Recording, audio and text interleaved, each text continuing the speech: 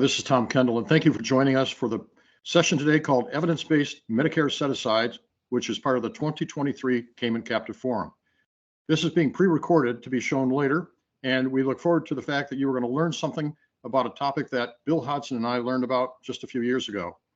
We were called in to do a little bit of education on how a captive might fit and assist a company in this area of their business.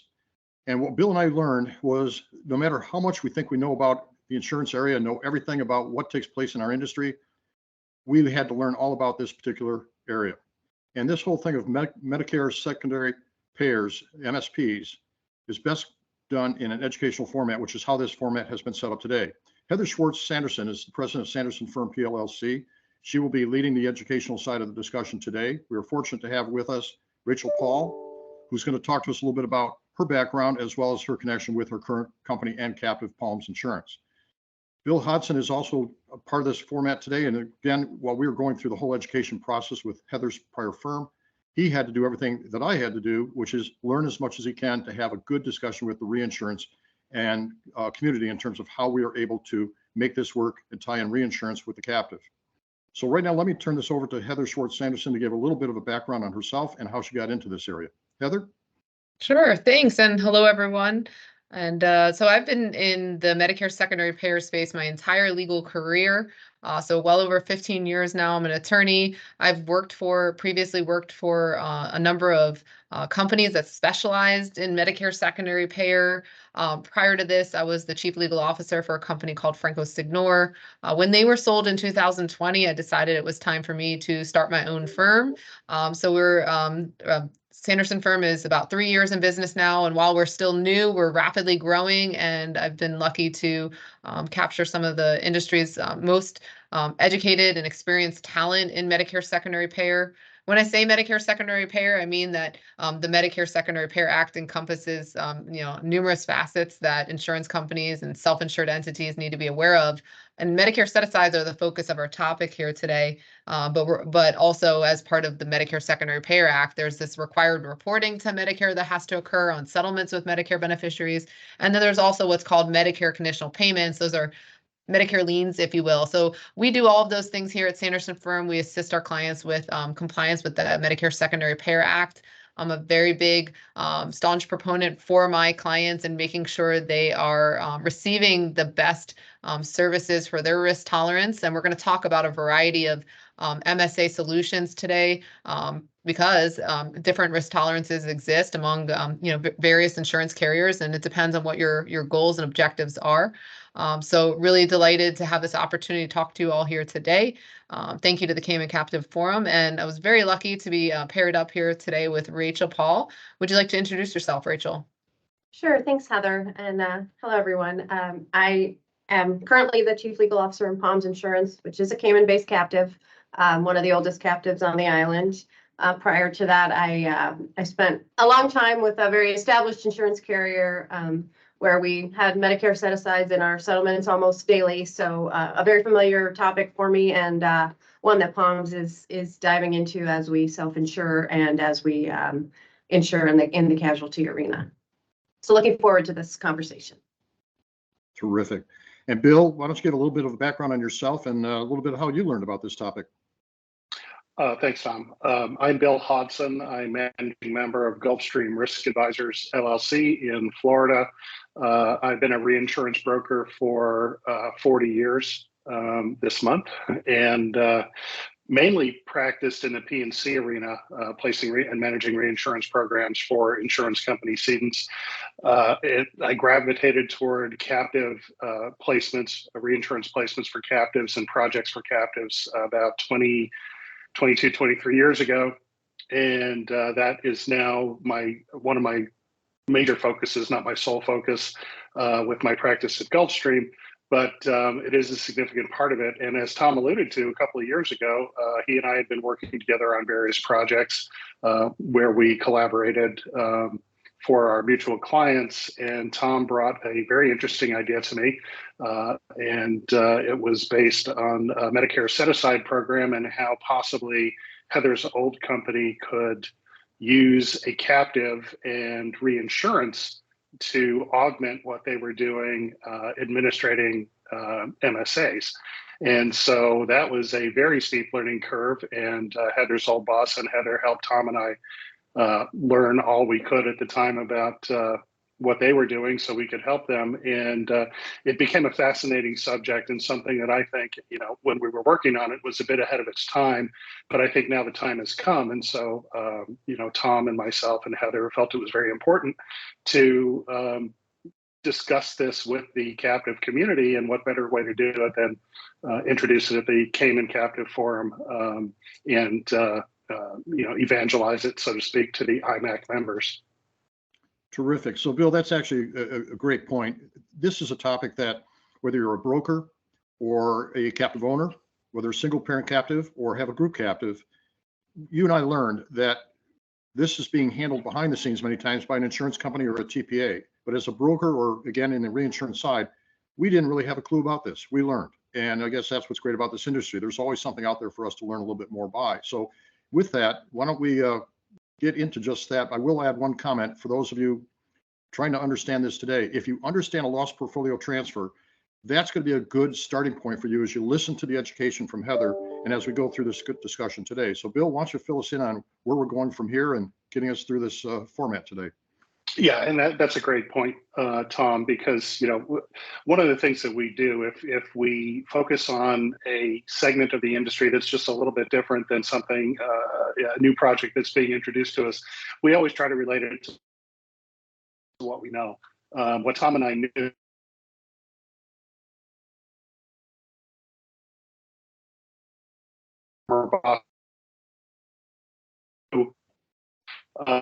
in our previous project was something important. That was the loss portfolio transfer transaction, because at the end of the day, what this mechanism was actually trying to achieve was a sort of an arbitrage on the amount of funds that was being held in an impressed fund or funds withheld account or a captive, or however it was done, and then being able to satisfy the requirements of the governmental agency that was requiring to set aside for these funds, and at the end of the day, through careful management, having something left over at the end. And so we thought, that's perfect for a captive that could even be reinsured. And Tom, I'd be remiss if I didn't mention that we were working with an extremely creative, very intelligent reinsurer that helped us through this project and brought a great reinsurance solution to the table. So that's effectively what it was. And I think, Heather is going to focus on EBMSAs, evidence-based Medicare set-asides, but she's also going to explain what set-asides are, what the CMS requirements are, how they work, how they relate to what we do every day in the captive world, how it relates to workers' comp. So we're going to cover a lot of material, and I think the best way to do that is just to jump right in with Heather's notes and let her drive the bus, so to speak, for a little while. Perfect. Heather, take it. Sounds great. Thanks so much, Tom and Bill. That was a great segue into our discussion. So let's dive right in. What I really want to do is first lay the foundation for if you've never heard of a Medicare set-aside, or maybe you have some familiarity, or maybe it's been a while since you've taken a look at it. Times have really changed with regard to Medicare set-asides. So we're going to talk about, what they originally were, what they kind of look like in today's day and age, and some creative solutions that are available. Particularly, we're going to focus on evidence-based MSAs today, which is gaining extreme popularity as far as a more reasonable Medicare set-aside, and generally a trend in the industry toward not submitting a Medicare set-aside to Medicare. We're going to talk about some savings opportunities for captives. We're also going to talk about an update that was made to the work comp MSA reference guide, and talk about how that kind of relates to what's going on with non-submitted MSAs, and kind of how that update sent the industry in a scurry for a little bit. Interesting how, by the way, CMS stands for Centers for Medicare and Medicaid Services. So we're going to call them probably CMS and Medicare interchangeably, but regardless, what we see from Medicare is they put out guidance to us often and tell the industry as a whole the things that we should be looking for and looking to do and what CMS is expecting of us. And each time they hold a webinar or issue a reference guide update, we stop and listen. So we're going to kind of cover what happened recently, and then it's going to be a really, we're going to end the panel today with a lot of discussion. I think having Rachel's perspective is going to be extremely valuable, as well as Bill and Tom's with their historical experience with MSAs and their fresh look at it just a few years ago. Like they said, when they weren't even really aware of the need for Medicare set-asides. It had not yet touched reinsurance so much, but it really can, we can come up with some creative solutions. So what is a Medicare set-aside? For those of you that are not familiar, essentially it's a portion of generally a workers' compensation settlement. We're mostly talking about workers' compensation here today. There is some interplay with general liability settlements and MSAs, but that will be outside of the scope of our discussion for today. For the most part, we're talking about work comp settlements that have someone that's either currently on Medicare or what's called reasonably expected to be on Medicare within 30 months of the settlement. So these could be individuals that are 62 and a half years of age or older, or if they're enrolled in Social Security disability, they're automatically enrolled into the Medicare program within 24 months. So a lot of times Medicare beneficiaries are not just 65 years of age. I want to make sure everyone is aware of that. We see a lot of Medicare beneficiaries in their 30s, 40s, and 50s, and it's usually due to the fact that they're disabled and receiving Social Security disability income. So going back to what an MSA is, so work comp settlements, you've got someone on Medicare or reasonably expected to be on Medicare here soon, you need to consider a Medicare set-aside. And what a Medicare set-aside does is it carves out a portion of the workers' compensation settlement to pay for that injured worker's future medical treatment as it relates to the underlying work injury. So let's say someone had, a broken hip at work, right? And let's say that was it, and go to settle the future medical on that claim.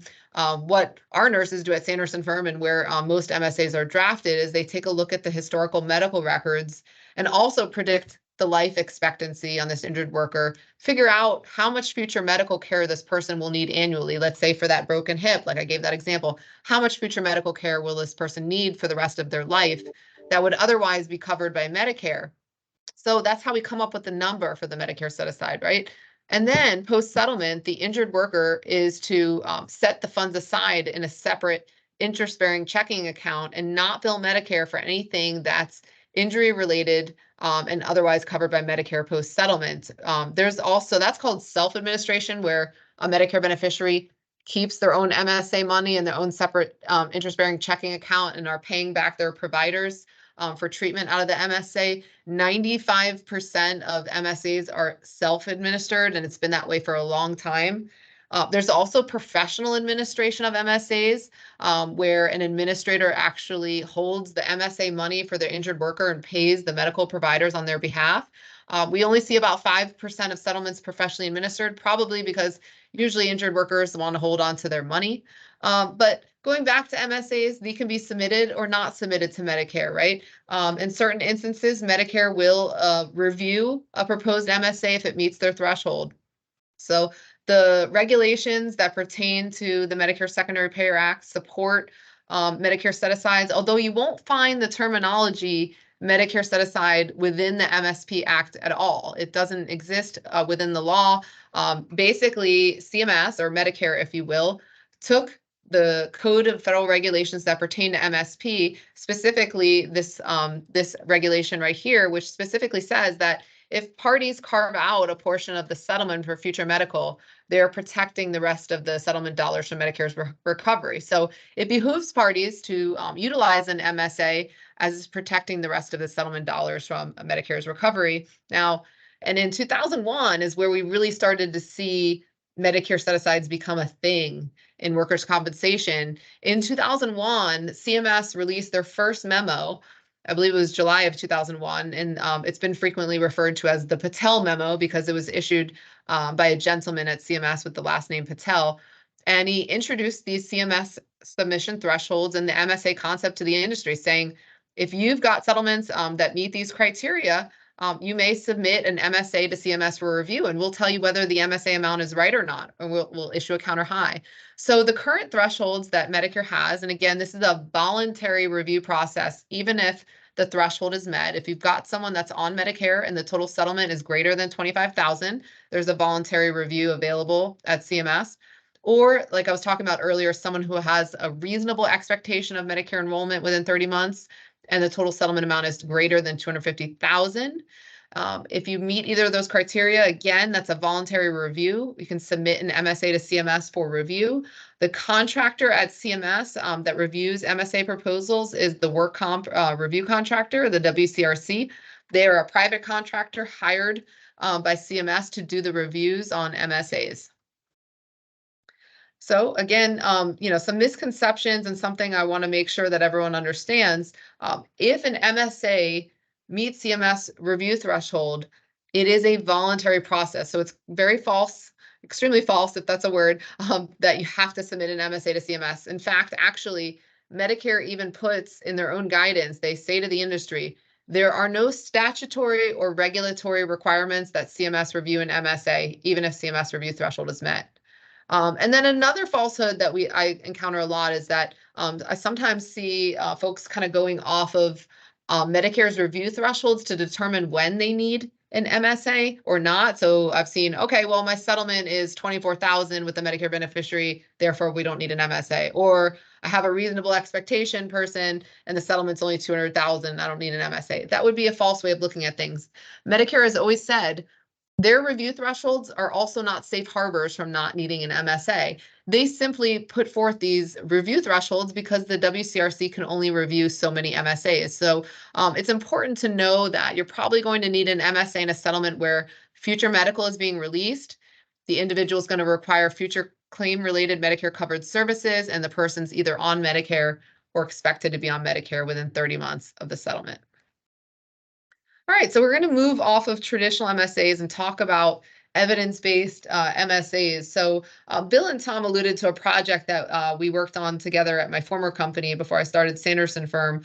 And when I was with my former company in 2015, we launched our evidence-based Medicare set-aside program. So personally, I've been working with evidence-based MSAs for nearly a decade, and I'm a huge fan of them.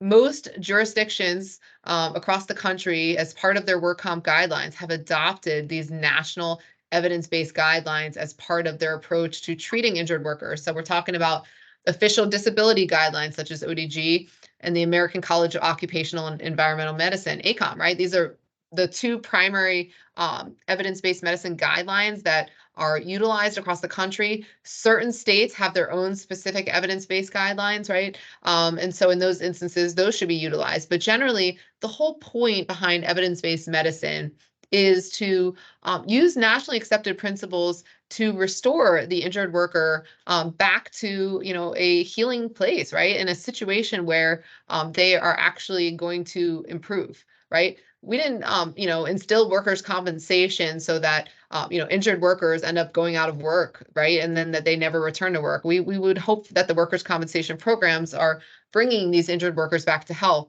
So evidence-based medicine does belong in MSAs, right? Because it belongs across work comp across the country. And it also provides for a medical allocation that is more reasonable and is aimed at the injured workers' improvement rather than just, continuing to allocate in a manner in these MSAs that would include prescription drugs or medical regimens that would actually further harm the Medicare beneficiaries. So generally, we get a lot of questions about whether evidence-based MSAs are defensible. Certainly, yeah. So first of all, I also want to distinguish, there's non-submit MSAs, right? Those MSAs that are not submitted to Medicare for review and approval. And then there's non-submitted evidence-based MSAs. For the most part, we're going to be talking about here today evidence-based MSAs that are not submitted to Medicare for approval. And they are defensible and allowable. Like I was just, beating a dead horse about earlier, is that, CMS review is voluntary, and there are some major flaws in the CMS review process with MSAs.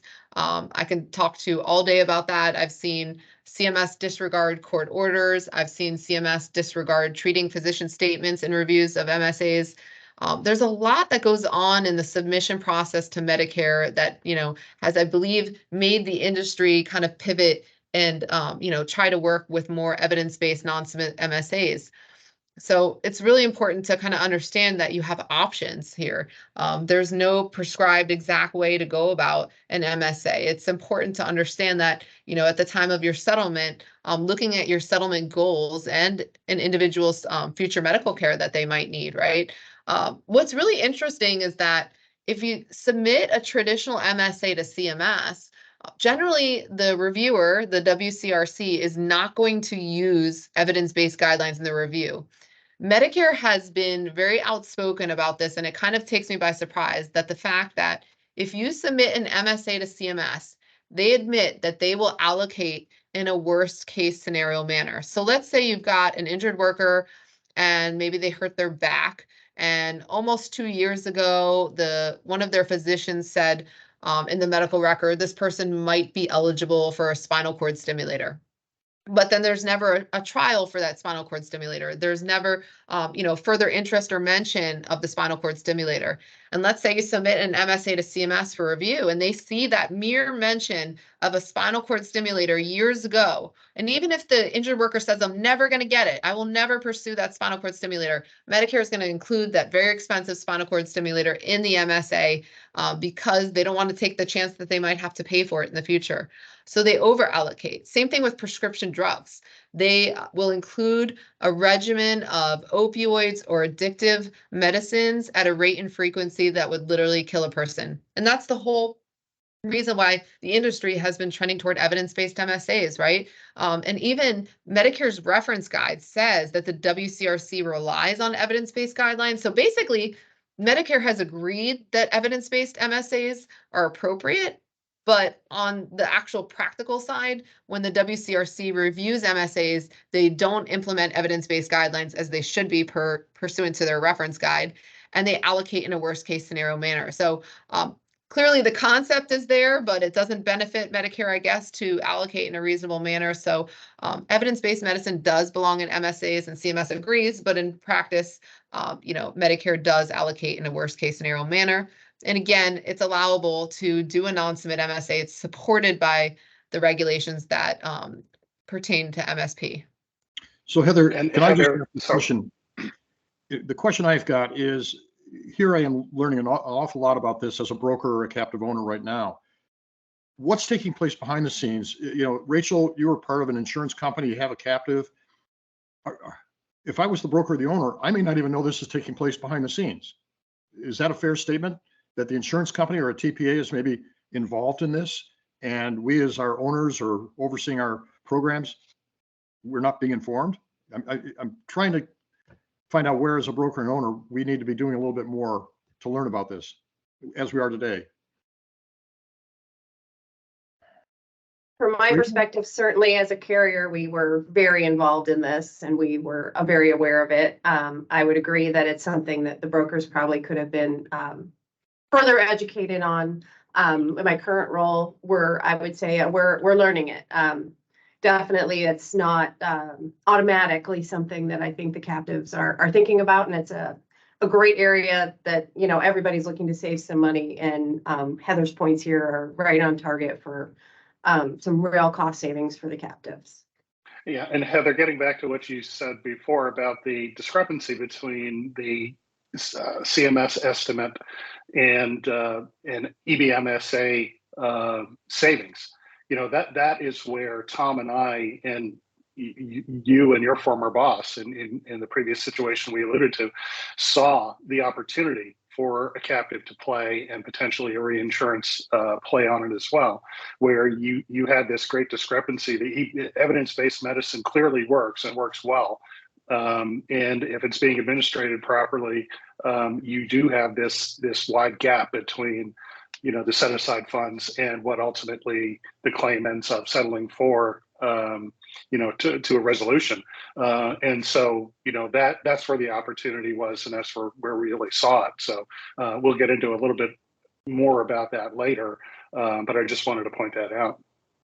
Yeah, and that's a great point. I mean, I think, to your point, most injured workers also generally reduce treatment post-settlement. So for CMS to over-allocate in the way that they do, it's really giving a windfall to the Medicare beneficiaries, because when they pass away, unless their settlement agreement says otherwise and has an actual reversionary clause, if an injured worker passes away and they still have remaining MSA funds, that amount goes to the estate. So the insurance carrier has overpaid. And to your point also, Bill, about administration, I think there's significant benefits in using a professional administrator of MSAs. I wish the usage of professional administration was greater than 5% of all settlements, because the great thing about a professional administrator is that they have access to pharmacy networks, medical networks, and they're able to obtain a greater discount post-settlement for that injured worker on the treatment and their medications than the injured worker would if they were just going to go self-pay to their provider or their pharmacy out of their MSA, where they're going to pay 110% on the price, right?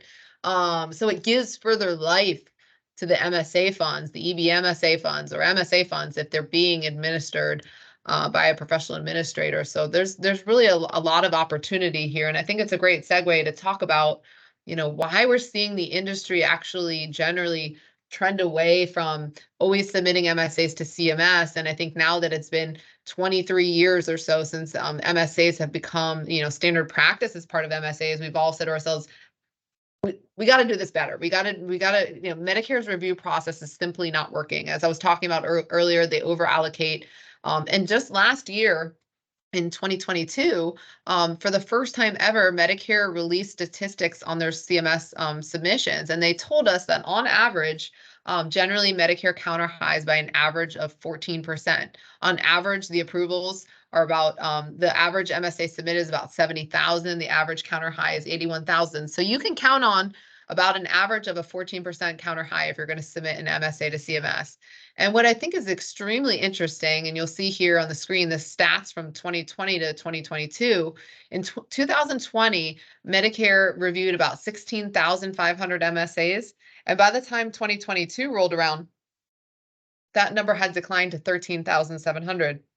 So year over year, we're seeing that less and less parties are submitting MSAs to CMS because they over allocate, because, like I mentioned earlier, sometimes they ignore court orders and treating physician statements. Also because the process is cumbersome and lengthy. They take at least a month to review the MSA, so that will hold up your settlement further. And then they're very stringent with their documentation requirements. There's certain documents they want to see, and even if that documentation does not exist, they won't review the MSA. So there's certain scenarios we can't even obtain CMS review on an MSA. So I can tell you, and you can see here from Medicare statistics, that as an industry whole, we're seeing submissions decline. And I can tell you personally, with Sanderson Firm, we are seeing more and more of our clients move toward the evidence-based non-submit MSAs for all the reasons I just mentioned. Ultimately, it should be, your prerogative and your insurance company and your captive or who's ever making the decision about which option to pursue is just really knowing that you have options. You can submit or not submit. And certainly the benefits in not submitting are significant. I talked about the prescription costs earlier, but generally we're seeing prescriptions on average accounting for at least 25% of the total MSA amount. Significant, right? And again, it's been a while since Medicare, I'll talk about it later on in the presentation, but in early 2022, Medicare updated their reference guide to sort of allude that they were not going to recognize non-submit MSAs and deem them to be a burden shift to Medicare. But we haven't seen that really stop the industry from using non-submit MSAs. And I am very connected in the MSP industry and work with and hear from all the vendors in the space and attend a lot of conferences. And I have not heard a single one of my colleagues in the industry say they've had any of their non-submit MSAs questioned. That's not to say it might not ever happen, right? Actually just very recently, CMS announced that in November. So at the time we're recording this presentation, it's October 2023. I believe many of you will be hearing this presentation in early 2024. But in November of 2023, which will be a few weeks from today's recording, Medicare is going to now be having a webinar with the industry to tell us that they want to have MSA amounts reported not submitted to Medicare for review. I want to make sure we're clear. There's this whole other requirement for insurance companies and self-insured entities to report via what's called Section 111 reporting. This is an electronic data interchange between Medicare and responsible entities that have to report. They now want the MSA amount reported, and they're going to talk about that more on a webinar in November. And again, at the time of this recording, I don't know all the details yet, but it is certainly writing on the tea leaves that Medicare is looking for compliance in this area, right? They want to make sure that MSAs are being accomplished. Whether submitted or not submitted, they want to know that information for a particular reason. And I believe that they're continuing to enforce the MSP even greater than ever before. So now is really a good time to look at, your programs. So, from a cost saving for a captive perspective, what are your thoughts there, either Tom or Bill, as far as, from your perspective? Bill, why don't you go ahead? Yeah, I mean, as far as cost savings go, if you are taking those set aside funds and you're retaining them in a captive and you're utilizing the captive to pay the Medicare claims or to pay the medical bills, and again, if you're using evidence-based medicine, and you've got that, Heather, you just showed those figures where you have a demonstrated cost savings of the evidence-based medicine and medical protocols versus non-evidence-based and or what is estimated by CMS. So you have this discrepancy between what you're actually going to pay and what the set-aside amount is. It makes great sense to fund that in the captive. It makes sense that at the end of the day, if you're utilizing a professional administrator, that you, the evidence-based medicine, your captive, the administrator are all going to collaborate and produce a positive outcome and have something left over at the end of the day. There are a number of different ways that savings or even the mechanism of utilizing a captive can be employed. For the benefit of the claimant. We've explored a couple of them in our previous project, but, I think it's only limited by your imagination and the confines of, the legal parameters surrounding it. But I believe that there's, again, if you think about it as I had to in the beginning and as Tom had to in the beginning, as similar to a loss portfolio transfer, and how those are managed and administrated and what you wind up with at the end of the day, you can make the logical leap toward a number of different scenarios that you can utilize the captive for. And Bill, I think one of the benefits of the captive is we're dealing with captive owners and the various professionals that are trying to find different ways to reduce risk. And Rachel, maybe a question to you is, how do we get the claimant and claimant attorneys on board? Because that's part of what I'm catching on to here, is that there's things that need to get done to help take advantage of this. Yeah, and I think that's a great question. And one of the ways you get them on board is simply by education. It's kind of what Heather's doing here and now, right? Explaining how they work. And I found certainly when settling claims that giving your injured party the as much control as possible over their future is just an incredible incentive to get people interested in what's going on and how they can, like you have a structured and a managed EBMSA for them, and they're in charge. That's a great incentive to get people interested in settlement.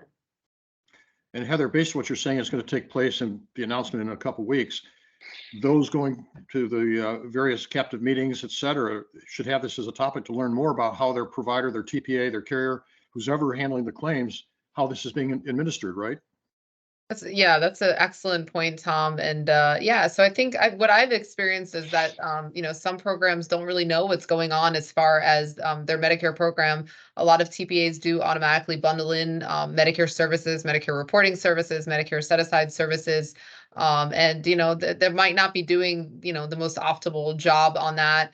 Another area of focus of compliance recently that Medicare has put out in 2023 is they just a few weeks ago issued their final rule on civil money penalties of up to $1,000 per day per claim against those responsible work comp payers that fail to Section 111 report settlements and claims with Medicare beneficiaries, and that's going to go into effect as of October 2024.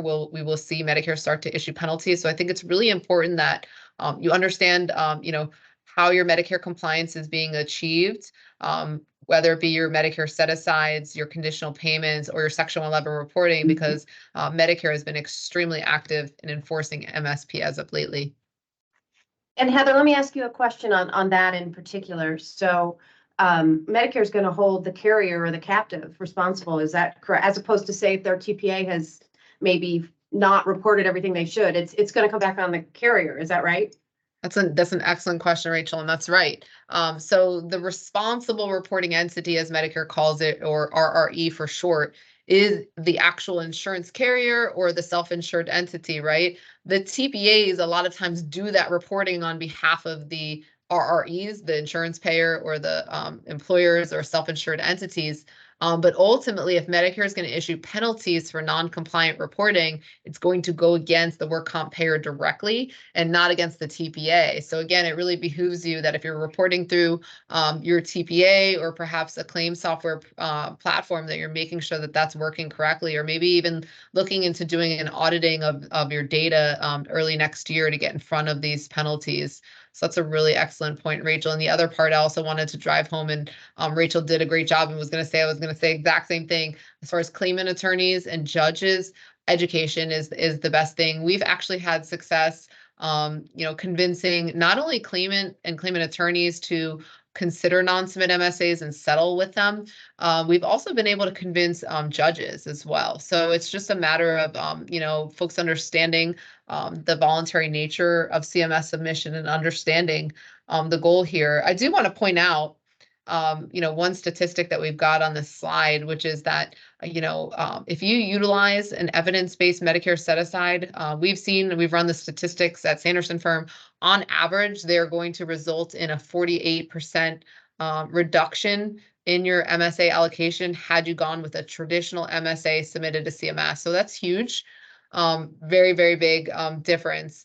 We recently looked at a client's program. They were using their TPA for their MSAs, and the TPA was just drawing up regular standard MSAs and submitting them to CMS. And we looked at those MSAs and we ran our statistics and what the client would have saved if they would have used an evidence-based MSA versus actually the TPA's MSA, and they would have saved 48% on average. And again, this is not, hey, would you like almost 50% off of your MSA today? That's not what it is. Going back to what we were talking about earlier, it's applying evidence-based medicine principles to the allocation, which naturally results in a formulaic reduction on the MSA. And that example that I gave earlier with the mere mention of a spinal cord stimulator years ago, we would not include that in an evidence-based Medicare set-aside because the person has not pursued it in 2 years and they haven't even undergone a trial for that spinal cord stimulator. So it's applying more of a reasonable mentality so that when the work comp payer is settling these cases with Medicare beneficiaries, that they're getting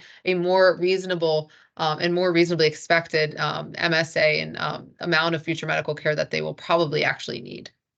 So Heather, that begs a good question. How do you get a claimant and claimant's attorney on board with agreeing to a non-submit EBMSA?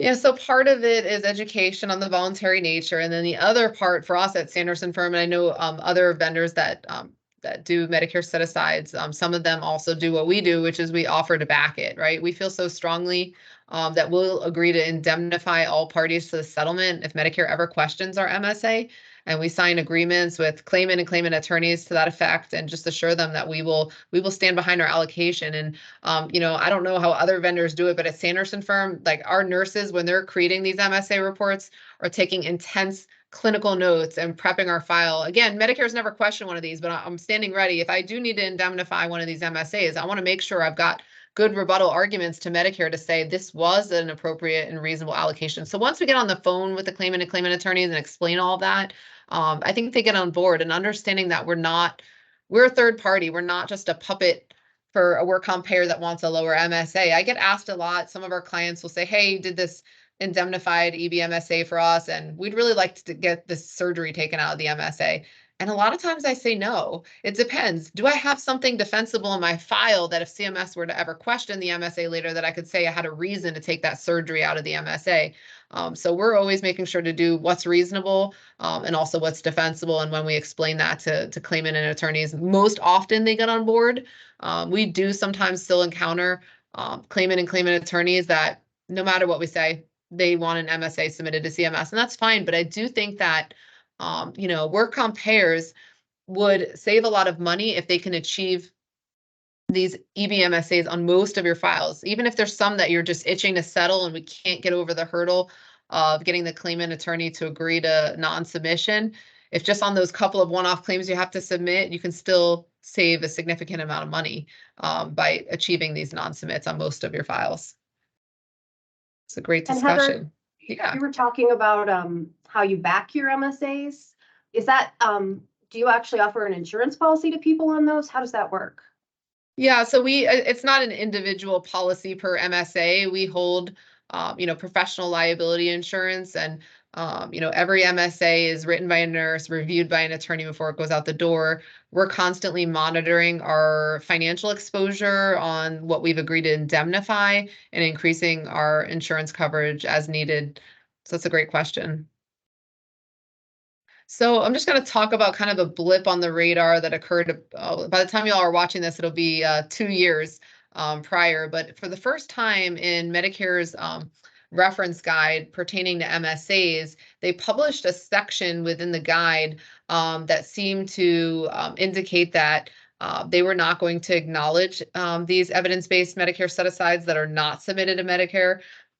They were saying in their original language that basically they're going to deem it to automatically be a burden shift. And that day my phone was ringing constantly. It was just, and the section made no sense. It was contradictory because they were almost seeming to try to mandate submission of MSAs, which they can't do because it's voluntary. So they added this section in the reference guide, which seemed to scare people into submitting MSAs to CMS. In the same time, and in the same reference guide, they have multiple times statements that say it's not required to submit an MSA to CMS. So my firm, and I know many other insurance companies and other MSA vendors in the space, got on the phone with CMS right after that. And then they started to step back their terminology and their position on this. They hosted a webinar on in February of 2022 after they posted this reference guide update and started to say, okay, well, our position hasn't changed. It's just that if we haven't reviewed an MSA, we don't know if it protects our interest and we reserve the right to question it later. Okay, fine. Well, that makes sense. Of course, you haven't reviewed it, and you of course have to afford parties, due process, right? The administrative appeal process to, prove that the MSA was appropriate. So this was the original language, and I won't go through it in great detail, but basically in January of 2022, they published this passage which seemed to knock non-submits and saying they will automatically deem it to be a burden shift. Like I said, the industry was in an uproar, and CMS, I'm sure, was wishing they never published this section, because after they had that webinar and then in March of 2022, just a few months later, they revised the language and made it a lot softer to say they may deny benefits if they find the MSA to be a burden shift. But I can tell you, so now it's been almost 2 years since this reference guide update. All it did was create confusion and commotion, and we're still seeing the industry as a whole continue to use non-submit MSAs. And to today's day and age, I have not seen Medicare actually question an MSA. So this was a scary sort of, update to the reference guide.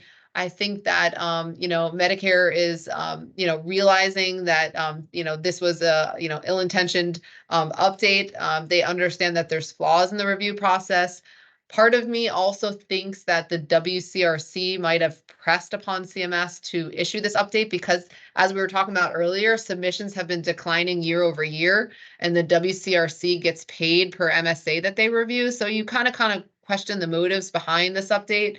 But nonetheless, what Medicare said about this reference guide update was that the only reason that they put it out was that they kept being asked by the MSP community to issue a written position on non-submit MSAs. They admitted this wasn't a new policy. Nothing had changed. And again, they said that they wouldn't automatically assume a non-submit MSA to be a burden shift. And they did confirm that if a non-submit MSA occurs and they have a question, they would afford the parties an administrative appeals process. They can't just assume a non-submit MSA is a burden shift to Medicare without affording parties the due process. And also, on this webinar, Medicare did repeat again that the process of submitting an MSA to CMS is voluntary. So what do you think, Rachel, as far as the benefits behind evidence-based MSAs? And I know that you've used these formerly in the past, and where do you see things standing today? That's a good question, Heather. And I think your statistics show, right, they're growing. People are a little bit tired of, including that spinal cord stimulator or that opioid that was prescribed the first week of the injury and hadn't been taken again in 3 years. I think it will be interesting, as you mentioned, this upcoming change to require reporting of the amounts to see how far that expands the use of these. Yeah, for sure. I mean, I think, it'll what Medicare does with that MSA information that's required to be reported in the future will certainly be interesting. But, it's important to realize that I think, beyond just the obvious cost savings, there's further benefits, right? Preserving appeal rights. If you submit an MSA to CMS and you disagree with their determination, they have a very limited re-review and reconsideration process. And generally, it's very hard to get them to change their mind. We recently were disputing with Medicare where they ignored on a MSA was submitted to CMS. The treating physician had the last medical record. The treating physician said, this person no longer will need future medical care as it relates to the injury. And then we had Medicare review the MSA because the client wanted to submit in this scenario, and Medicare ignored the treating physician statement. And despite us going back to them and again highlighting the fact that this was the most recent record and this person's treatment had completed, they still disregarded it. Now the client's stuck because there's limited re-review. By not submitting an MSA through CMS's administrative appeals process, which is voluntary, we're preserving our appeal rights under the MSP Act. And then we're going to bypass CMS's unreasonably strict requirements. CMS does, I've seen them oftentimes, they say they will stand by state statutes addressing the limits of future medical care, such as Georgia, right? Georgia has a work comp law in their books that if someone has a non-catastrophic claim, that treatment in the future is limited to 400 weeks. So we see that one come up a lot. So ideally in those scenarios, Medicare would only include 400 weeks of future medical treatment rather than a person's full lifetime. We've seen CMS disregard that. So there's a lot of benefits of going outside of the CMS review process and utilizing an evidence-based MSA and avoiding that assumption of worst case scenario that Medicare does. And again, Medicare will always assume additional treatment is necessary, even if the person hasn't treated in several years. That example I just gave you, that person hadn't treated in several years, but yet Medicare included treatment in the MSA. I talked to you all earlier about mere mention of a surgery or maybe lightly recommended, but not followed up on. Medicare is going to include it. And again, this is the kind of things that we get into when we're submitting an MSA to CMS. It's even worse when it comes to opioids. Yeah, go ahead. Heather, so that brings up a point, what you were just saying. Is it possible to negotiate with CMS if they do come back and push back in some way on you? No, there's no negotiation with Medicare on Medicare set-asides. You submit a proposed amount with the backing on how you completed that, and then Medicare's review or at the WCRC, they look at the MSA amount. They come up with their own number. If they're within 5% of the submitted number, they'll approve the submitted number. But if there's a disparity, they issue what's called a counter high. And that's the MSA number. They have a limited re-review and reconsideration process, but it's not where you can sort of argue with Medicare. You need to have a reason, like you think Medicare made a mathematical calculation error, or they disregarded a medical record. Or there's this one other process called amended review. So that would be a scenario where Medicare approves an MSA and maybe it's too high and you don't settle your case. And now several years have gone by and the person has reduced their treatment and you believe the MSA amount has changed and you can justify a 10% or $10,000 change in the MSA, whichever is greater. But that's it. Those are the limited scenarios that you can really, in essence, dispute. I wouldn't even call it a dispute. really, if they're taking a certain position on certain things, then that's what it's going to be. And that was a great question, because that's one of the very frustrating parts about submitting an MSA to CMS. Well, and it also, I think, gets to the point, Tom, you can provide some color here too. That risk, I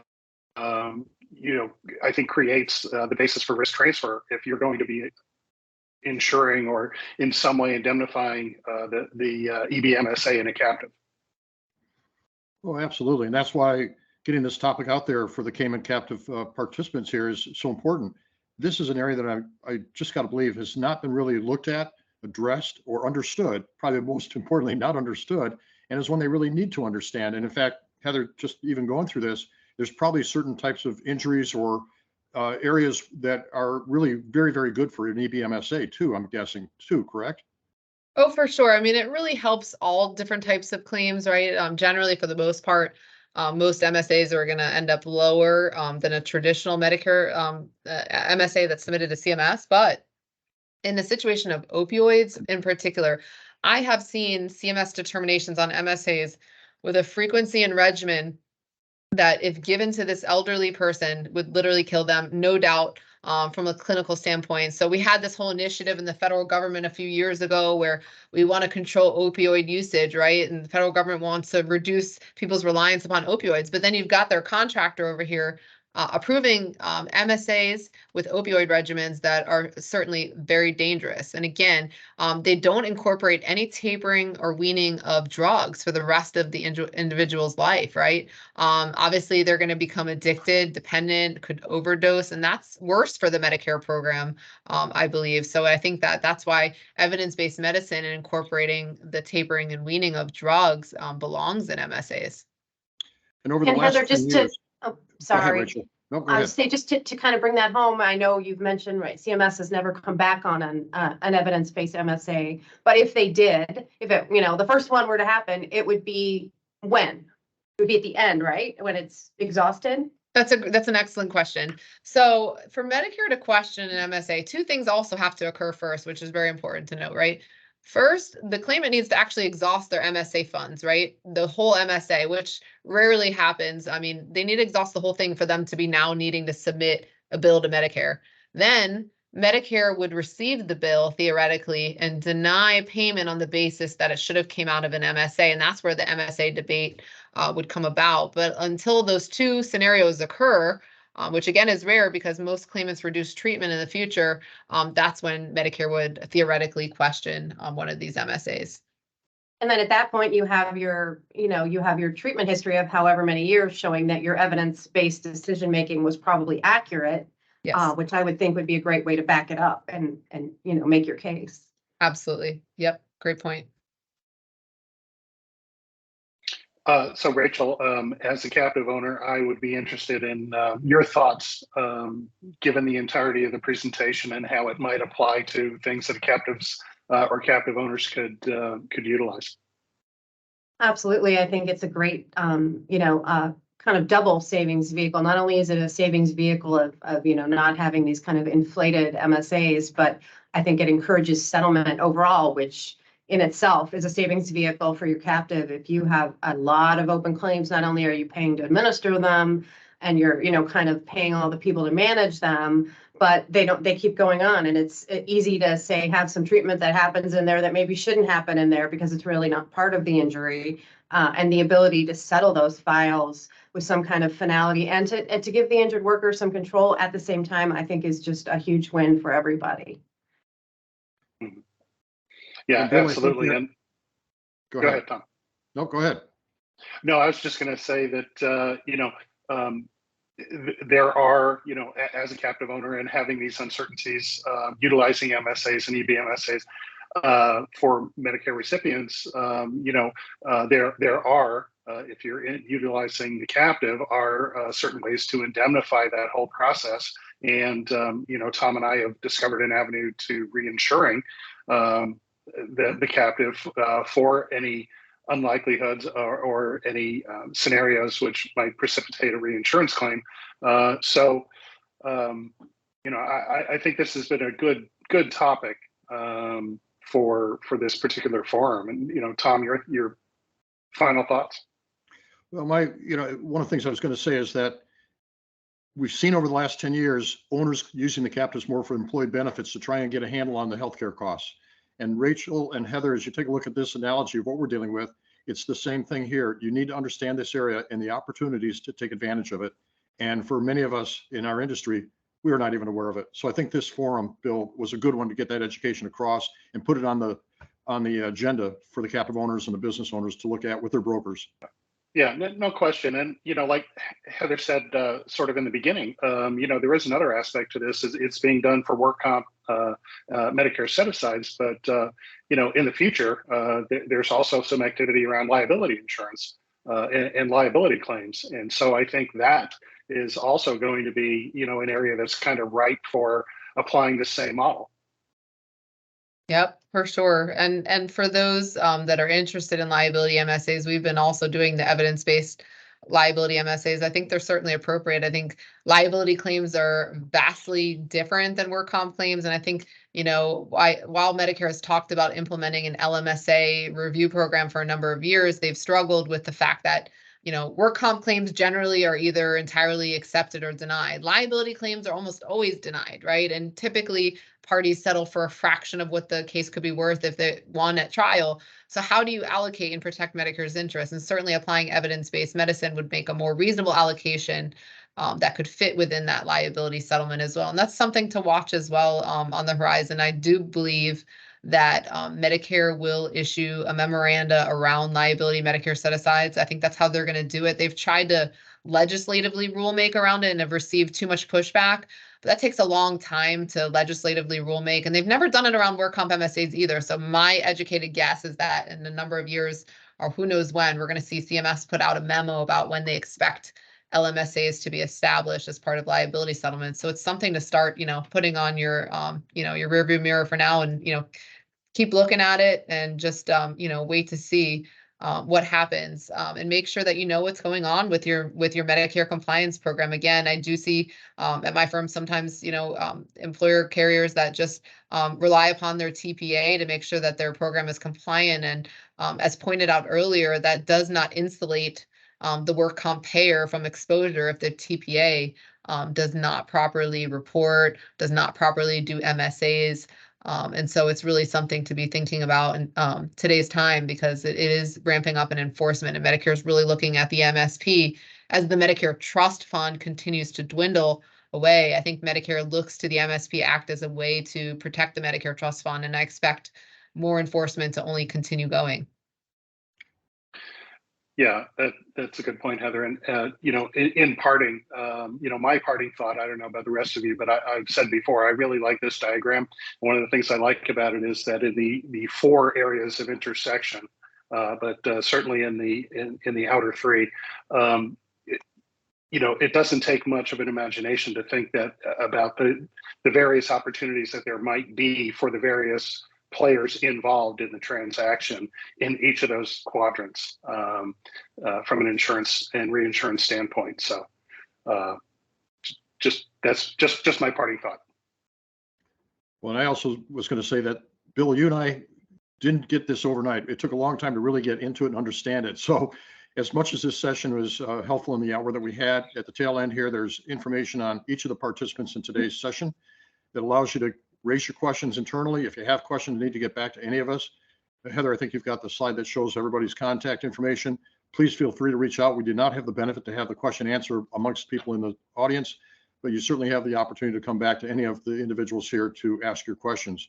So Heather, anything else on a parting standpoint, or Rachel? No, I just want to thank Cayman Captive Forum for having us and for entertaining this topic. Next year, we kind of hope we'll be presenting this in person, but we're grateful for the virtual opportunity. I want to thank my wonderful panelists as well, and everyone for listening in. Rachel? Yeah, thanks everyone. I think this was a really informative session, and looking forward to hearing more news about all of this. And Bill, I think you and I both know the topic here with dealing with Medicare is it's always changing. So there's going to be new information. If not in November, it's going to come again in January, maybe March. So Heather, sounds like everybody just needs to pay attention to what's taking place out there. And you're a good one to put that out there. And I know you do it on LinkedIn very, very well. So thank you today for the education that you gave to everybody. Thank you. Thanks, everybody. Bye-bye.